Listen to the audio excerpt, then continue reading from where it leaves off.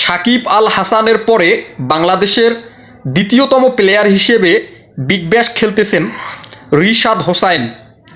আমাদের নীলফামারীর গর্ব, আমাদের বাংলাদেশের গর্ব, বাংলাদেশ ক্রিকেট টিমের গর্ব রিশাদ হোসাইন বাংলাদেশি দ্বিতীয়তম প্লেয়ার হিসেবে বিগ ব্যাশ খেলতেছেন রিশাদ হোসাইন।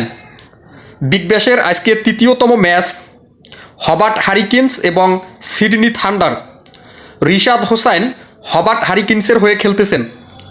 আজকে তৃতীয় ম্যাচে রিশাদ হোসাইনের দল হবার্ট হারিকেন্স জয়লাভ করেছেন, 4 উইকেটে জয়লাভ করেছেন।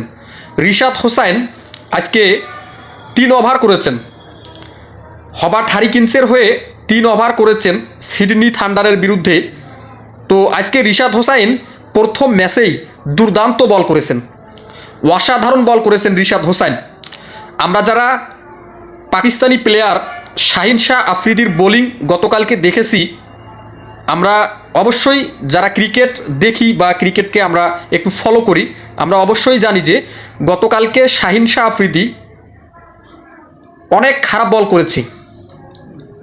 মাত্র 2 ওভার 4 বল করে 43 রান দিয়েছে শাহিন শাহ আফ্রিদি। তো আমি মনে করি যে শাহিন শাহ আফ্রিদির চেয়ে আমাদের নীলফামারীর গর্ব রিশাদ হোসাইন অনেক অনেক ভালো বল করেছে। মাত্র 3 ওভার করে 18 রান দিয়েছে, কোনো উইকেট পায়নি। উইকেট না পেলেও দুর্দান্ত বল করেছেন রিশাদ হোসাইন। আমরা যারা ক্রিকেট খেলা প্রতিনিয়ত দেখি, আমরা অবশ্যই জানি যে Rishad Hossain right arm leg break ball করে থাকেন। রিশাদ হোসাইন হবার্ট হারিকেন্সের হয়ে 3 ওভার করেছেন, 18 রান দিয়েছেন, কোনো উইকেট পাননি। উইকেট না পেলে কি হবে, দুর্দান্ত ডেলিভারি করেছেন রিশাদ হোসাইন এবং তার দল হবার্ট হারিকেন 4 উইকেটে জয় পেয়েছেন। সবচেয়ে বড় কথা হচ্ছে যে রিশাদ হোসাইনের টিম হবার্ট হারিকেন প্রথম ম্যাচেই জয়লাভ করেছেন। বিবিএলে বিগ ব্যাশে যে প্লেয়ারগুলো খেলে এরা সত্যি অনেক মেধাবী প্লেয়ার।